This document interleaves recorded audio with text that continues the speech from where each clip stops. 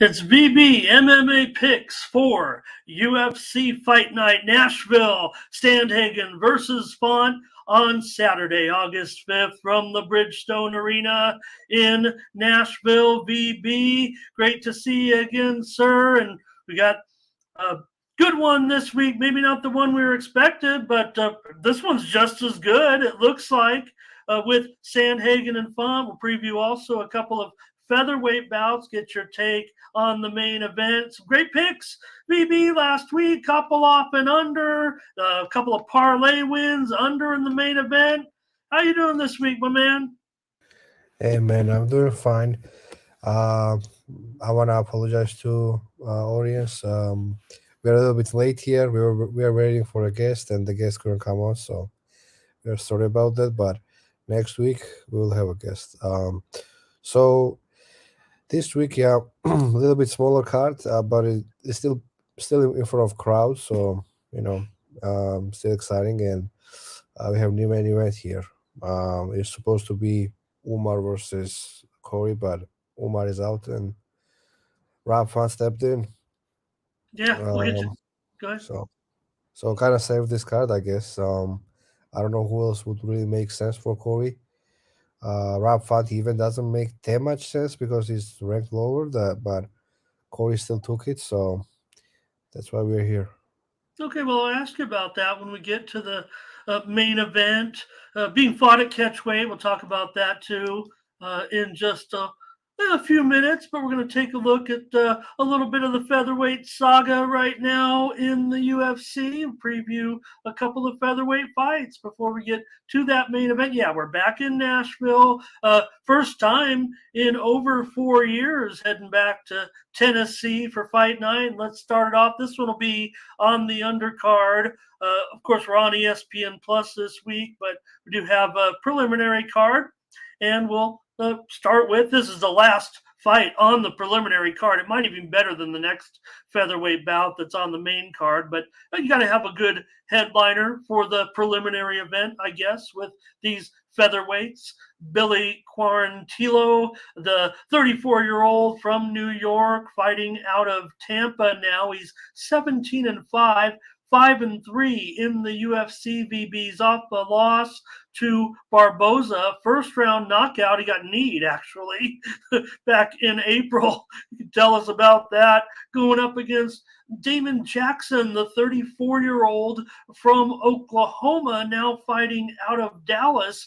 22-5-1 with one no contest in his career, just 5-2 in the UFC. He had won 4 straight, but then he lost second round knockout to Ige back in January. VB featherweights. Yeah. So Damon, as you said, lost his last fight against Ige. I had Ige there pretty big, and he completely, got beat up in that fight and then stopped. It was, I don't know if it was just off night for him or maybe his age is catching up with him. Um, yeah. Also, like Mushroom, thank you, and thank you everybody for subscribing. 500. We're trying to get 2,000 next. So yeah, don't forget to subscribe and like.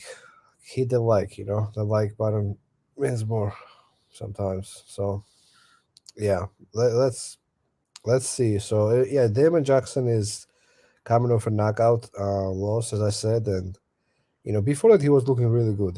He was you know beating Sabatini in the first round. He look, kind of you know fluky kind of knee. He threw a front kick and Sabatini went for a takedown, and instead of landing front kick in the body, Sabatini basically headbutted his knee. So it was a it Yeah. was a weird kind of finish, but on the night Damon was on a mission, and he was on a good win streak, but then he kind of exposed him. I think if Damon Jackson can't fight his fight, that then I think he kind of falls apart. I think his striking is improving a little bit. I would say it's better than it used to be, but I think Quarantillo's pressure on the feet is gonna be a little bit too much if they keep it standing. Um, Quarantillo coming off on knockout himself. Like these guys both got knocked out in their last fights, but Quarantillo, he was doing well against Barboza. Uh, in that fight, I had Barboza because you know people who pressure Barboza usually don't succeed, in my opinion. You gotta be more technical, like I saw that fight against Barboza as like Burgos Barboza. Burgos got picked apart and knocked out in that like scary knockout. It was kind of similar. Like Barboza timed the knee. In the beginning, they were both landing, but Quarantillo was kind of getting better of him. But then the knee lands and Quarantillo gets KO'd. So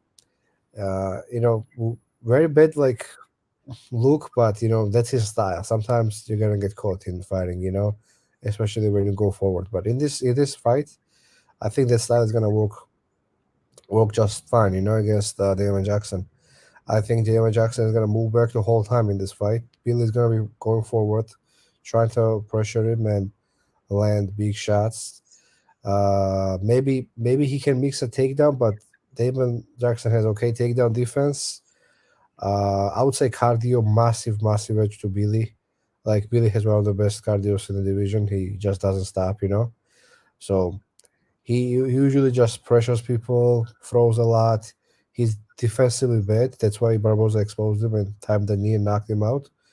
But I can say the same thing for Damon Jackson. Damon Jackson got basically knocked out twice in his last fight. So he got dropped badly in the first and second round. He got stopped. So defensively, both are bad. Ground game, off his back, I think Damon is more dangerous than Billy is, but from top, I think Billy has better control.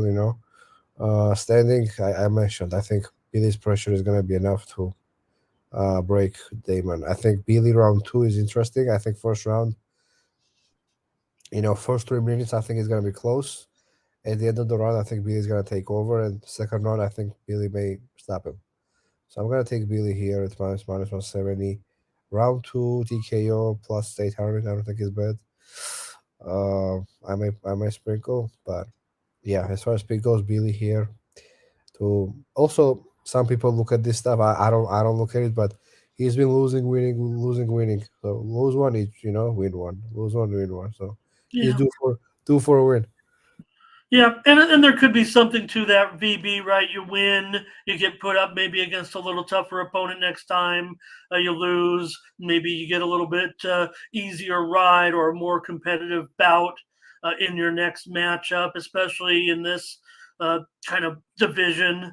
So maybe there's something to that too, but we'll see, and we'll see how it pertains to our next bout too. But just to note, not much movement on this bout, VB, as far as line makers are concerned, with Quarantillo, maybe he's moved just a nickel or two. But you mentioned maybe preferring under 2.5. And I will note that the over 2.5 was slightly favored when the line opened.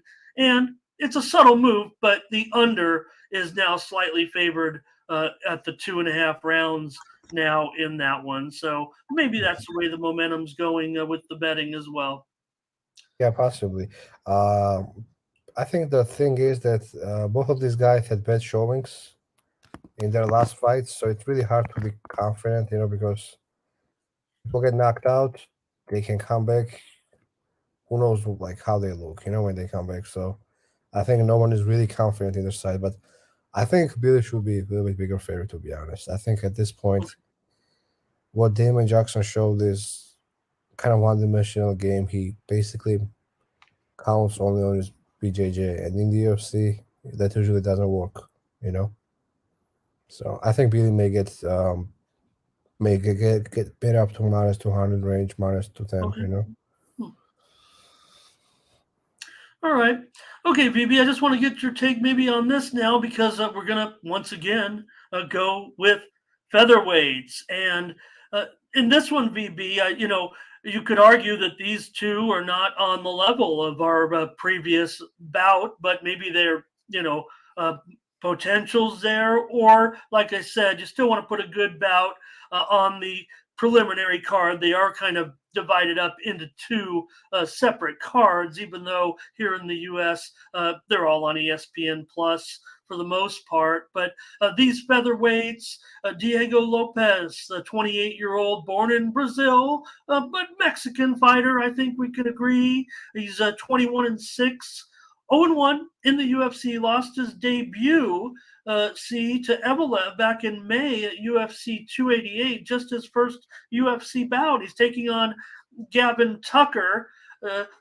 Tucker, the 37-year-old from Halifax, Nova Scotia, 13-2, 4-2 in the UFC, but his last two fights of VB, the unanimous decision win over Quarantillo, was back in March of 21, and before that he had a first-round knockout loss to Ige, but that was back in December of 20. So Tucker has been on the shelf a little bit. He's going up against a jiu-jitsu specialist. I don't think these two rate as experienced as the other two, but they're getting a little bit bigger of a billing, or maybe that's just the way they've worked it out on the card. You can tell me, but Lopes has been a bit of a runaway favorite.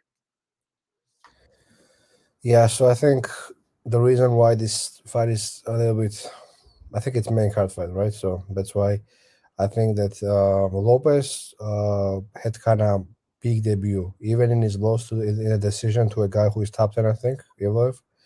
He fought that guy on short notice, and I mean, there is a case he won that fight. Like, I see a lot of people who scored that fight for Lopes, like he had Evlev in all kinds of submissions, in a knee bar. He almost had him. You know what I mean? So, yeah, in that fight, he even in his loss, I think that was his career best performance for Lopes. Even though he lost, but he lost to a guy who nobody really wants to fight. Even top 15 guys don't want to fight, and this guy stepped up on short notice and fought him. So yeah, I was definitely impressed. And he showed like great jiu-jitsu there, striking wise. He showed some kicks and like okay boxing, but he's not the best striker, to be honest. He's pretty hittable, and he's kind of low volume. I watched his other fights in regionals, and um, I actually, you know, I have seen this guy fight before, like contenders too. So in contenders series fight, I had Brito, and Brito kind of beat him up in that fight because he just physically was stronger. But I don't think like Gavin Tucker is that strong to keep like Lopes down or control him. I just don't think that. I think Lopes is gonna get up or go for subs if he gets taken down. But that's a big if. I think on the feet, man, Gavin Tucker just defensively like really bad. He's 37 also. And he's been out for 2.5 years. Yeah. So that's a lot of cage rust I think he's gonna have when he comes back. Like he got knocked out by Ige in 22 seconds, right? Something like that. Since that knockout, bro, Ige, like this guy Ige fought 4 times. No, 5 times. And this guy was inactive. So that's what I'm saying, like how inactive this guy is. So like, can I trust this 37-year-old to come here and look better, or not be cage kind of rusty? You know what I mean? Like, hey, ring rust is like real thing, and in my opinion, for some fighters, so for some fighters maybe it's not, but I think for Gary it's gonna be. I think he's on his best when he kind of you know does what he does, like he's kind of active and gets back in there a lot. In the beginning of his UFC career, he was doing that. He was active, but I think at this age and this kind of layoff is gonna be really bad for him. I think Lopes, I think may stop him. So I'm gonna take Lopes here. I think line is gonna go up. He's already going up. I think Lopes could knock him out because Kevin doesn't have a good chin. He could get stopped. I just think Lopes has more to do in the UFC than Tucker at 37. Lopes is only 28, and in my opinion, that was career best performance against Mobzar. I also gotta mention that Mobzar kind of gave him that fight, like the kind of stylistic fight where Mobzar was only going for a takedown, and that's all only thing that Lopes was trying to fight against.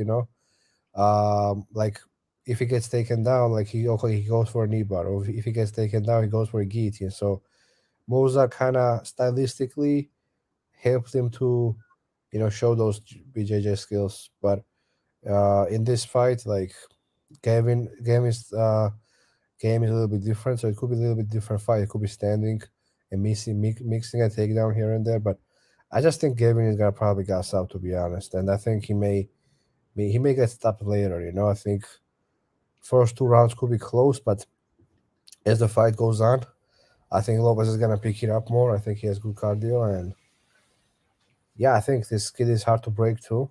And um, I don't expect 3 rounds, to be honest. I think if Lopez wins, it's probably in 2 rounds, maybe third round. And if Calvin wins, it could be a decision. It could be because Calvin probably takes him down and controls him from top and stays heavy on top instead of going for submissions. Just keeps him down and wins rounds, maybe.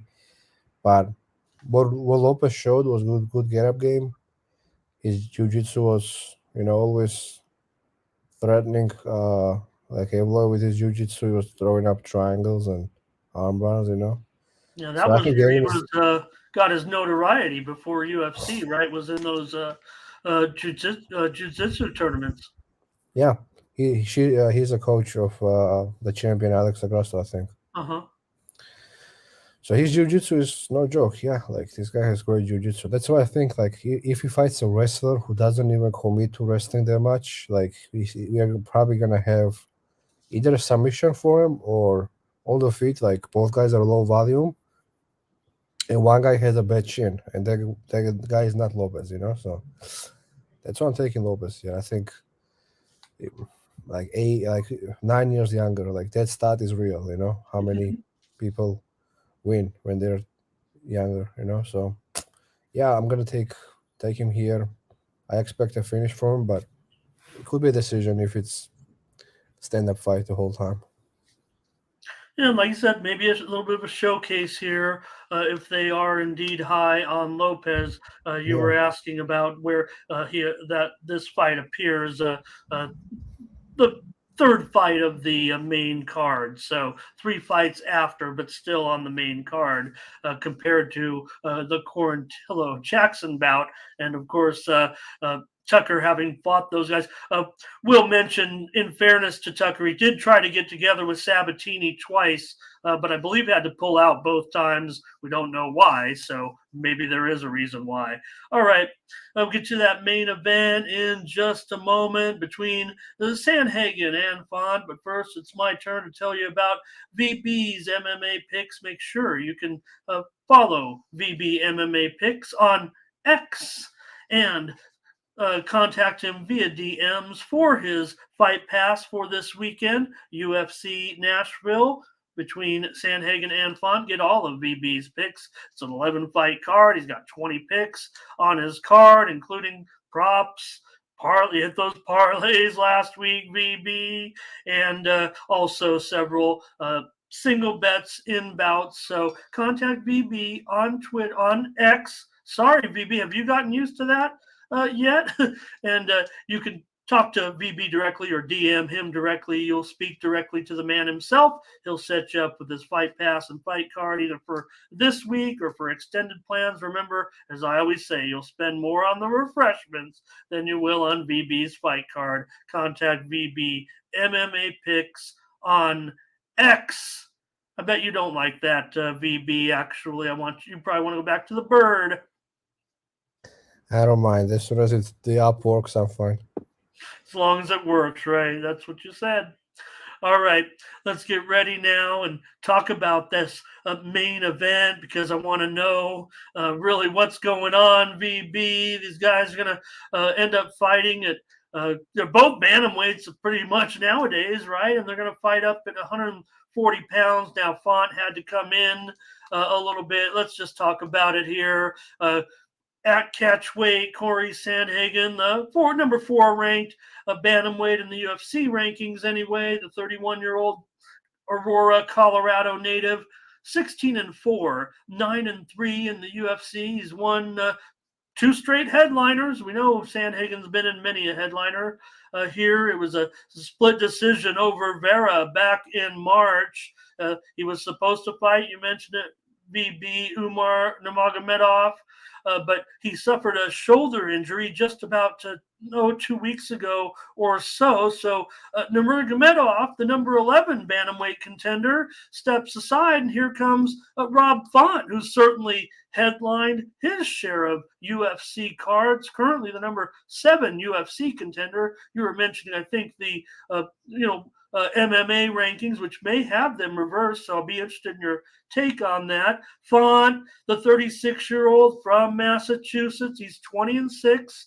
10-5 in the UFC's off a win by knockout, first round knockout over Yanez at UFC 287 back in April. VB, that earned him the performance bonus, and of course it snapped his first 2-fight losing streak in his career. Of course, it was Font who was going to meet Song Yadong at UFC 292, which is scheduled in just a couple of weeks, but Yadong is out for undisclosed reasons. So VB, Font comes in, able to take his place, and still a good matchup. Line looks a little lopsided. Be interested to get your take on it, because certainly Font has the experience. Yeah, Fun is no joke, man. He like proved me wrong last time. Like I was thinking Giannis could outbox him, and he put Giannis to sleep. I don't think like people really expected that. Like, oh my god, he just put it on him. Shout out to my guy Shark, who actually was on Fun big there. Yeah. I mean, look, Corey is not Giannis though. I'll tell you that right now. I think Corey is very, very talented striker. Overall, as an MMA fighter, he's always improving. Every fight, he looks better. And just like I just think that at this point, Corey is on a different level a little bit than Font. Yeah, Font is number 7, but I think Corey is going for a title pretty soon. I think Corey won that TJ Dillashaw fight. He didn't get the decision. That he loses close fight to Jan. I didn't think he did enough in that fight, but still a competitive fight. And then two wins over Vera and Sang. Let me tell you, like a Vera decision, like split decision. So judges have 50-45, 49-46 Corey, and one judge comes with 48-47 for Vera. I mean, I don't think Vera won even one round in that fight, let alone three. But I don't know what fight the judge was watching to score it for Vera, but that's why it's split decision. It should be 50-45, to be honest, three times. Maybe 49-46 at worst. That was one of the worst decisions I've ever seen. I'm glad that there were only one guy who saw that fight the way he did, and not two, because that would have been the robbery of the century. But it's crazy that somebody scored that fight for Vera. I gotta say that. Um, as far as this fight goes, I think short notice doesn't help Rob Fun. I don't think it does. I'm not sure if he makes weight or not, because he has Yeah. hard time making this weight. He has Yeah, made and that this must have weight. been the reason, right, VB, that we're getting it on at 140. Just he says, "Hey, I can take this fight, but I'm not sure Yeah, I can." Yeah, yeah, and even 140 is not ideal. I know it's 145, but even at that, like Font is in disadvantage here because he is big dude, and he has hard time making 135. At 140, it's gonna be easier, but I don't think it's like good thing for Font to be fighting on short notice in this weight class. It was, because he missed weight before. He's gonna drain himself a lot, and I think line is indicating that. Because if these guys were fighting in a 3 rounder of pay-per-view opener, I think line would be a little bit shorter. But yeah, in a 3 rounds, but in a 5 round main event, fighting Cody on short notice is a tough task, for anybody. Well, and Fine is gonna come here and try his best, but I think he's gonna get out jobbed. Cody, I think he's gonna put more volume. Um, I think like power advantage goes to Font, like as far as like one punch power, KO power goes, but I think Corey's a little bit more volume. I think Corey has a few takedowns in his arsenal these days. He showed that against Vera, you know, and he has better, like probably better jiu-jitsu too.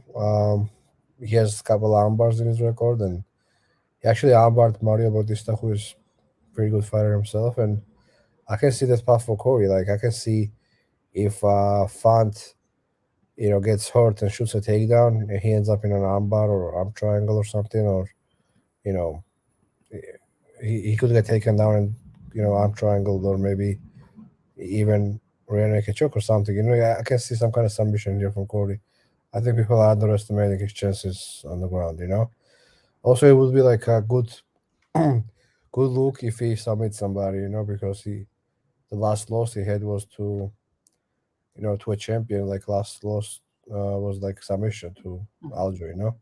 So if he submits somebody, maybe it shows his improvement on the ground. So he may make a case here if he finishes five for a title shot. I think he could get back in there. Uh, UFC really likes when people fight guys who are kind of attacked. Like Umar. Who wants to fight Umar? Nobody wants to fight Umar. Corey was like, "Yeah, I'm gonna fight Umar," and then Umar gets injured and pulls out. I think UFC appreciates that kind of, uh, you know, give me anybody attitude. And if he gets this fight done, they may put him in a title fight, or he may be a backup fighter for, um, you know, Aljo and O'Malley. I can see anything for Corey. I think he's gonna put himself in a good position if he gets it done here. So yeah, Corey, give me Corey. We break down main event every week.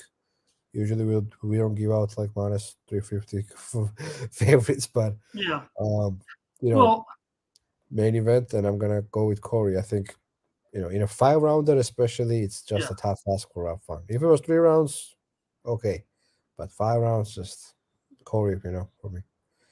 Okay, yeah, that's the impression I get from you, VB. I mean, you're here to make a pick on every main event on your show. That's what you do. So it sounds to me as if even in this one, you have to question.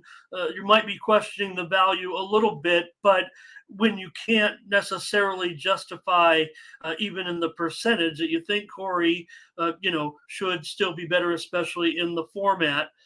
In the championship format, even though it's just a main event fight, that he can outlast, or it does make him that much stronger. But still, like I said, at 325 against an experienced fighter, like Font, he's fought some of these same contenders and made a great account of himself in his career, of course, and is still well regarded in the ranks of Yeah, the bantamweights. So yeah. I think the short notice thing is indicated in this line. I think if it was three okay, rounds, it would not be this high. I also like you don't have to bet money line. Maybe under is not a bad look. It's plus 100, I think, right now, and I don't think it's bad look under. If you want to sprinkle sub Corey, it's less likely, but odds are showing it's almost impossible. yeah. So Yeah, I to don't mind break it Corey down, stuff. I was to say to break it down in a time frame, VB. So you have Font, who was already preparing for his bout against Song, which was going to take place in 2 weeks. Basically, has to step up his training and get everything, all his work done 2 weeks earlier, because certainly he just found out. Even on the time frame, maybe we learned about the injury to Nurmagomedov on July 20th. Maybe it would have. Maybe they knew a little bit earlier, but there's no doubt it couldn't have been more than 2 weeks ago that this switch had to take place. Yeah, possibly. Font has been underrated before, and maybe this line is too high. Maybe you're right. I don't know. I think Font probably has to knock him out to get this done. That's my opinion, but he has power to do so, I guess. I mean, I like under. That's what I'm saying. If Font knocks him out, or Sandhagen gets either submission or a TKO on the ground and pound, or maybe just on the feet, or he has crazy flying knees and spinning hook kicks and all kinds of finishes he has. So he's dangerous himself, and both guys I think are gonna put good fight. Under is now coming down. It was plus 125 when I bet it, and now it's I think plus 100 minus 105 somewhere there. So it's gonna keep coming down, I think, because this kind of fight, Font is gonna, I think, come out there and think, "Hey, listen, I have a chance to finish this fight early, maybe, decision. I don't know if I can go five on short notice. I know you're saying he was preparing, but I don't know why did he ask for 140? Because it's still not there. Three Okay. 4 weeks is a lot of time. So yeah, give me Corey like round two, round three, somewhere there. I think he gets it done. Under 4.5. I like. You can sprinkle Yeah. Corey sub if you That sounds like a want great to. price if you like it that way. Yeah. I'm not sure I'm gonna bet it, but I just took under, and it kind of covers me both sides.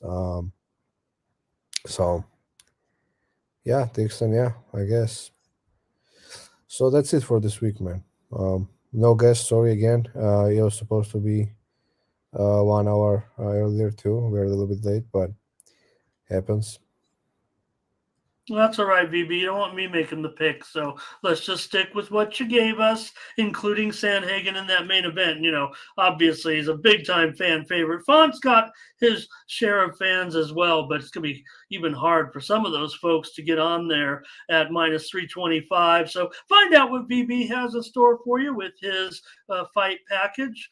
Follow him on X or get the picks at Pick City, where VB has his MMA package there as well. Make sure to like and subscribe our show. The Milestone VB has sent me a great text congratulating us on that accomplishment. We want to thank all of our viewers, not just those in our live chat here, VB, but also all those. We know that we get a little bit heavier viewership on our reruns, so we want to shout out to all them as well. And Dixon here too. He was our other analyst today, VB. But thanks a lot, brother, and we'll catch up with you next week. I know you want to thank all your viewers, VB, since we just got you and me this week.